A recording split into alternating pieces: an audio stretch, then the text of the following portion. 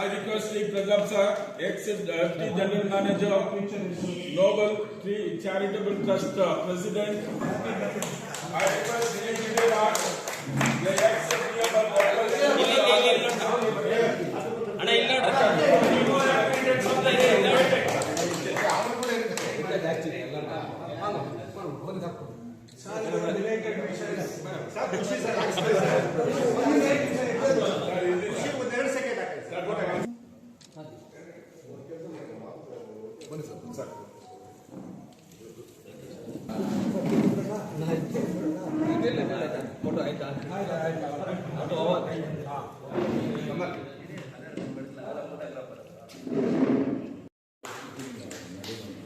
At the same way, I request our Treasurer Kamal Munsami to shall has been honored by Pon Chandrasekhar, our President Jyoti Basu sir, Secretary Dayanand sir.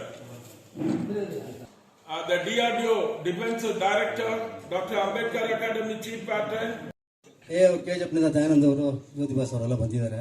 ಅದನ್ನು important ವಿಷಯ ಮಾತಾಡಬೇಕಂತೆ ಮಾತಾಡೋದು ತಪ್ಪು. ಯಾಕೆಂದ್ರೆ ನಡೆದ ಘಟನೆ ತಿಳಿಸ್ಬೇಕಲ್ಲ ನಿಮಗೆ. ಯಾವ ರೀತಿ ಈ ಸಭೆ ಏರ್ಪಾಡು ಆಯಿತು, ಇದಕ್ಕೆ ಮಲ್ಲೇಶ್ವರನವ್ರು ಯಾವ ರೀತಿ ಬಂದರು ನಮ್ಮ MP ಸಾಹೇಬರು ಅನ್ನೋದನ್ನು ತಿಳಿಸೋದಕ್ಕಾಗಿ ಈ ವಿಷಯವನ್ನು ನಿಮ್ಮ ಮುಂದಿಡ್ತಾ ಇದ್ದೀನಿ. ಕಾರಣ ಆಮೇಲೆ ಏನಂದ್ರು, ನೀವೇನು ಬರಬೇಡಿ ನಾನೇ ಬರ್ತೀನಿ ಅನ್ನೋ ಒಂದು ಉತ್ತರವಾದವನ್ನು ಅವರು ಕೊಟ್ಟ ಮೇಲೆ ನಾವೇನು ಮಾಡಿದ್ವಿ, ಇಲ್ಲಿ ಪಕ್ಷಭೇದ ಮರೆತು KGFನ ಅಭಿವೃದ್ಧಿಗಾಗಿ KGFನಲ್ಲಿ ಏನು ಹಲವಾರು ಸಮಸ್ಯೆಗಳಿದೆಯೋ ಅವುಗಳನ್ನೆಲ್ಲ ಇವತ್ತು ನಮ್ಮ ಲೋಕಸಭಾ ಸದಸ್ಯರಾದ ಮಲ್ಲೇಶ್ವರನ ಮುಂದೆ ಯಾಕೆ ತಗೊಂಡು ಬಂದಿದ್ದೀವಿ ಅಂದರೆ, ನಮ್ಮ ಜಾತ್ಯತೀತ ಜನತಾದಳ ಪಕ್ಷದಿಂದ ಹಲವಾರು ಸಾರಿ ನಾವು ಕೋರಿಕೆಗಳನ್ನು ಮುಂದಿಟ್ಟಿದ್ದೀವಿ KGF ಬಗ್ಗೆ. ಅದು ಸರಿಯಾದ ರೀತಿಯಲ್ಲಿ ನೆರವೇರಲಿಲ್ಲ.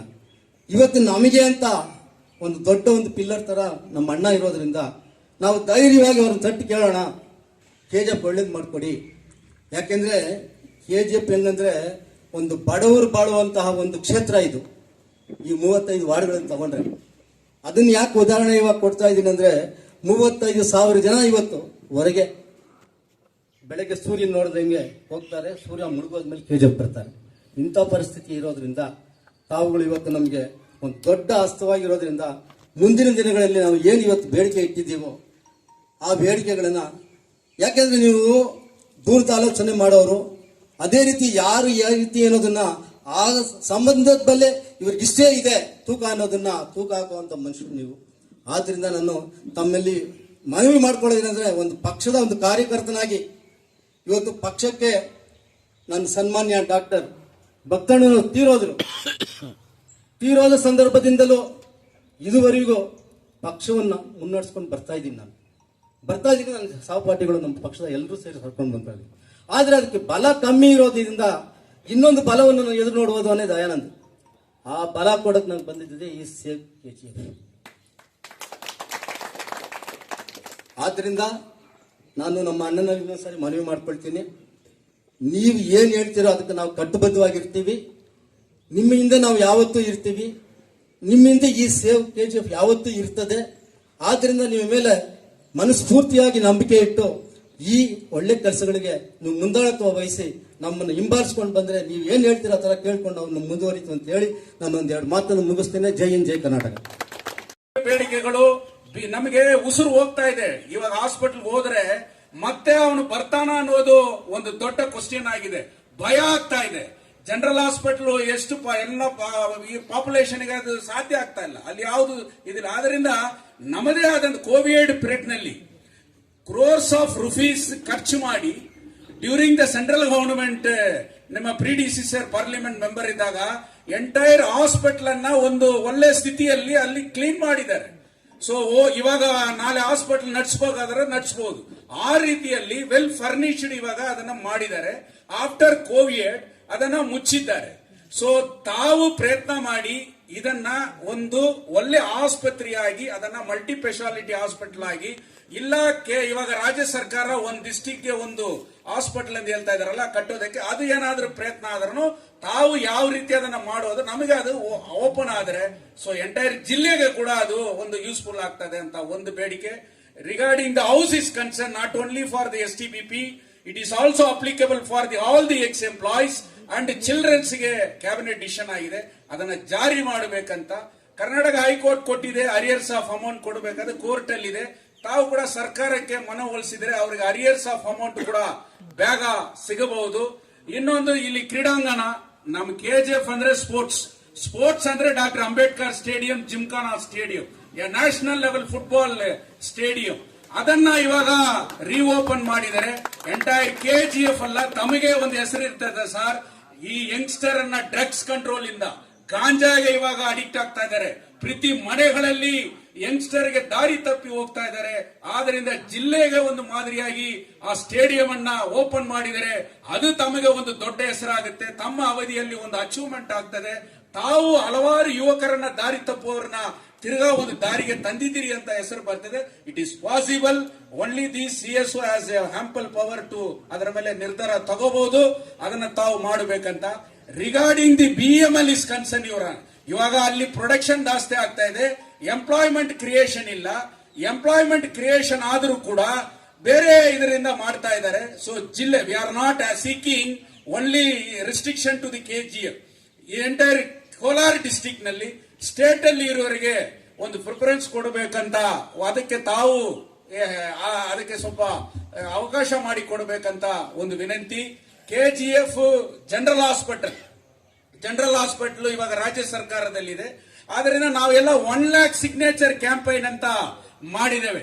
So the signature campaign is to strengthen the elected member. It is not opposing the elected member ಅನ್ನೋದನ್ನ ನಾವು ಮಾಡ್ತಾ ಇದ್ದೇವೆ. ನಾವು MLA ಆಗೋದಕ್ಕೋಸ್ಕರನೋ ಇಲ್ಲ ಕೌನ್ಸಿಲರ್ ಆಗೋದಕ್ಕೋಸ್ಕರನೋ ನಾಳೆಗೆ ರಾಜಕೀಯವನ್ನ ಮಾಡೋದಕ್ಕೋಸ್ಕರನೋ ಈ ಸೇವ್ KGF ಯುನೈಟೆಡ್ ಫ್ರಂಟ್ ಮಾಡಿಲ್ಲ. I am A active practising lawyer. ಇವತ್ತು ಕೂಡ 20 ಕೇಸ್ ಇದೆ ಕೋರ್ಟ್ ಅಲ್ಲಿ. ಇದನ್ನೆಲ್ಲ ಕೂಡ ಅಡ್ಜರ್ನ್ ಮಾಡಿಬಿಟ್ಟು ಡಿಸ್ಟ್ರಿಕ್ಟ್ ಅಲ್ಲಿ ಕ್ರಿಮಿನಲ್ ಪ್ರಾಕ್ಟೀಸ್ ಇರತಕ್ಕಂತ ಲಾಯರ್ ಇದ್ರು ಕೂಡ ನಾವು ಇಲ್ಲಿ ಮಾಡ್ತಾ ಇದ್ದಾರೆ. My father is a ex BGML employee. My father is a trade union leader. My father air blast ನಲ್ಲಿ ಪೀಸ್ ಆಗಿ ಸತ್ತೋದಂತವರು, ಮಣ್ಣಲ್ಲಿ ರಕ್ತ ಸಿಂದಿ ಸತ್ತೋದಂತ ಫ್ಯಾಮಿಲಿ. ನಂತರ ಸಾವಿರಾರು ಜನ ಇಲ್ಲಿ ಇದ್ದಾರೆ.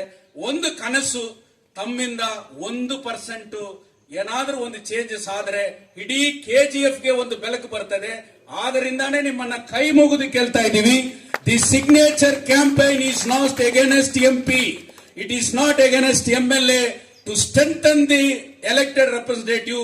KGF ಜನರು ಬೇಡಿಕೆಗೋಸ್ಕರ ಪ್ರತಿಯೊಬ್ಬರು ಕೂಡ ವಾಲಂಟರಿ ಆಗಿ ಇದನ್ನ ಮಾಡಿ ಅಂತ ನಿಮಗೆ ಸಪೋರ್ಟ್, ನಿಮಗೆ ಮಾಡಿ ಅಂತಲ್ಲ, ನಿಮ್ಮ ಜೊತೆಲಿ ನಾವು ಇದ್ದೇವೆ ಅಂತ ತೋರಿಸುವಂತ ಒಂದು ಸಿಗ್ನೇಚರ್ ಕ್ಯಾಂಪೈನ್. ಸರ್, ಡಿಸ್ಕ್ರಿಷನರಿ ತಮಗೆ ಬಿಡ್ತೀವಿ, ನಾವು ನಿಮ್ಮನ್ನು ಒತ್ತಡ ಮಾಡಿಲ್ಲ.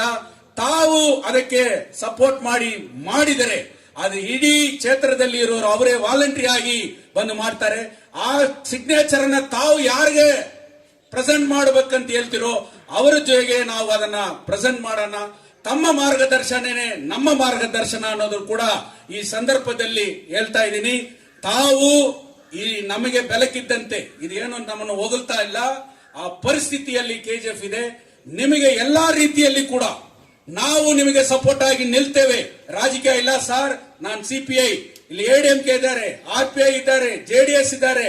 ನಾನು ಒಂದು ಹೇಳಬೇಕು, ನಾನು ನಿಮ್ಮ ಸನ್ಮಾನ್ಯ ನಮ್ಮ ಕುಮಾರಸ್ವಾಮಿ ಸಾಹೇಬರು ಇವಾಗ ಹೆವಿ ಇಂಡಸ್ಟ್ರಿಯಲ್ ಮಿನಿಸ್ಟರ್ ಆದ ಮೇಲೆ ಯಾರು ಕೂಡ ಕ್ಲೋಸರ್ ಆದಂತ ಕಂಪನಿಗಳ ಕಡೆ, ಅದು HAL ಆಗಿರ್ಬೋದು, BHL ಇರಬಹುದು, ಇಲ್ಲ ಕುದುರೆಮುಖ ಕಡೆ ಇರಬಹುದು, once closed A public sector, ಆ ಕಡೆನೆ ತಿರುಗಿ ಕೂಡ ನೋಡೋದಿಲ್ಲ. ಆದ್ರೆ ಸನ್ಮಾನ್ಯ ಕುಮಾರಸ್ವಾಮಿ ಸಾಹೇಬರು ಇವತ್ತು ಎಲ್ಲಾ ಕಡೆನೂ ಭೇಟಿ ಮಾಡ್ತಾ ಇದ್ದಾರೆ, ಎಲ್ಲಾ ಕಡೆನೂ ಗಮನ ಹರಿಸ್ತಾ ಇದ್ದಾರೆ. ಯಾಕೆ ಇದನ್ನ ರಿವೈಲ್ ಮಾಡಕ್ಕ ಸಾಧ್ಯ ಇಲ್ವಾ ಅಂತ ಒಂದು ಪ್ರಯತ್ನ ಮಾಡ್ತಾ ಇದ್ದಾರೆ. ತಾವು ತಮ್ಮ ಮಾರ್ಗದರ್ಶನದಲ್ಲಿ ನಾವೆಲ್ಲರೂ ಕೂಡ ನಿಮ್ ಕೈ ಜೋಡಿಸಿ ಸನ್ಮಾನ್ಯ ಕುಮಾರಸ್ವಾಮಿ ಅಣ್ಣನ ಕೂಡ ನಿಮ್ಮ ನೇತೃತ್ವದಲ್ಲಿ ನಾವು ಭೇಟಿ ಆಗ್ತೇವೆ. ಅವರು ಯಾವ ಮಾರ್ಗದರ್ಶನ ನೀಡ್ತಾರೋ ಆ ರೀತಿಯಲ್ಲಿ ಕೂಡ ನಾವು ನಿಮ್ ಜೊತೆಯಲ್ಲಿ ಇರ್ತೇವೆ. BML non-permanent workers is not against you, sir. That 5,000 workers are expecting your ಏನೋ ತಾವು ಮಾಡ್ತೀರಿ ಅನ್ನುವ ಮಾಡಬಹುದು ಅನ್ನುವ ಇವತ್ತು ಕೂಡ ಅವರಿಗೆ ಎಕ್ಸ್ಪೆಕ್ಟೇಷನ್ ಇದೆ. Because of misguiding of some of the union representative of BML union, ನಿಮಗೆ ಸ್ವಲ್ಪ ಅವಮಾನ ಆಗಿದೆ. ಅವರು ನಮ್ಮ ಸನ್ಮಾನ್ಯ ಕುಮಾರಸ್ವಾಮಿ ಅವರ ಮಾತು ಕೂಡ ಕೇಳದೆ ಹೋಗದ ಕಾರಣ ಮಿಸ್ಗೈಡೆನ್ಸ್ ಹೊರತು ಅವ್ರು ಯಾರು ಕೂಡ ನೆಗ್ಲೆಕ್ಟ್ ಮಾಡಿಲ್ಲ. ಆ ಕಾರ್ಮಿಕರಿಗೆ ನೀವೇನಾದರೂ ಮಾಡಿದರೆ ಅವ್ರ ಮನೆಯಲ್ಲಿ ಬೆಳಕು ಉರಿತದೆ, ಅವ್ರ ಮನೆ ಮಕ್ಕಳು ಚೆನ್ನಾಗಿರ್ತಾರೆ ಅಂತ ಕೂಡ ಈ ಸಂದರ್ಭದಲ್ಲಿ ಬೆಂಬಲ ವಿಚಾರಗಳನ್ನ ಹೇಳಿ ತಾವು ಈಗ ಹೇಳಿದ್ದೇವೆ, ವಿಚಾರಗಳನ್ನ ತಮ್ಮ ಮುಂದೆ ಇಟ್ಟಿದ್ದೇವೆ, ಮಾರ್ಗದರ್ಶನ ತಾವೇ ನೀಡಬೇಕಂತ ಹೇಳಿ ಇಷ್ಟು ಮಾತುಗಳನ್ನ ಮಾತಾಡಿದ. I'm saying when they are writing the entrance exams, that is where they have an edge. That is what I am trying to say. Whether they are assisting or whatever it is. So that is the issue. So when you are getting selected there, whether you know or not, if I go and write one entrance exam, everything is among the four you select one. What exam that is called? Objective. I keep thinking A. Maybe if all A's are right, and if I don't know anything, I get selected. Maybe that might be also one of the reasons. That's what I'm trying to tell. They have an edge over others because they sit and study there, and they study for 3-4 years. You don't know what they study, which exam they take. So that is the issue. You might be saying that might be one of the reasons, I don't know. Then that need to be raised. Then it will be like questioning the government is doing a wrong thing. So let's see. I don't know where to raise that, how to raise that. I will just check on that and I will see that. So that is the issue of payment. Regarding BGML, I think this one Gymkhana ground which you people have mentioned. I just spoke to the CSO. He told. I think you people have already given a letter to this. Already given a letter. That's what he's saying. That letter has been forwarded to the management in Delhi, and there that renovation of this one is under consideration. So I think when I go to the sessions 21st of this month, at that time I'll go and check what is the status and I'll get back to you. I'm saying because of that, if the youths are occupied, then the drugs or whatever it will introduce. Why not to give a letter to the police also, no? Saying that the youths are not into active sports, so I think a lot of drugs activities. And you should put a point to the police also, based on this, whatever the drugs you are saying. I don't know the real picture, but if you are thinking, because when you are saying save KGF, it doesn't depend on only the hospital and all that. You need to save the youth also from this menace. I think you have to give a letter to it. And then the housing problem of BGML. I think you people have got notices. Whoever has 2 houses have to give back 1 house. Correct? Whatever that is. So that when I went and met the MD BGML, he told 2001 when the agreement was signed between the management and the employees.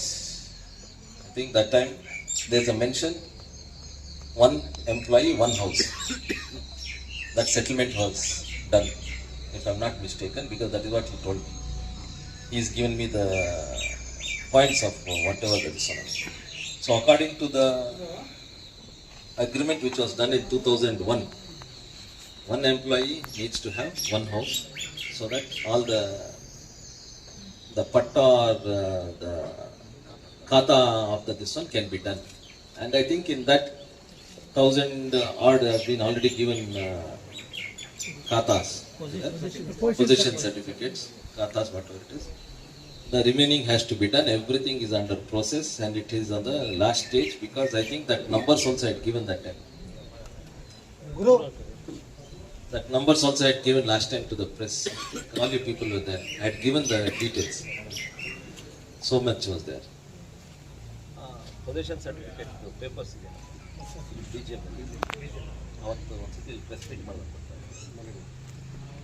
So I think that figures you people have.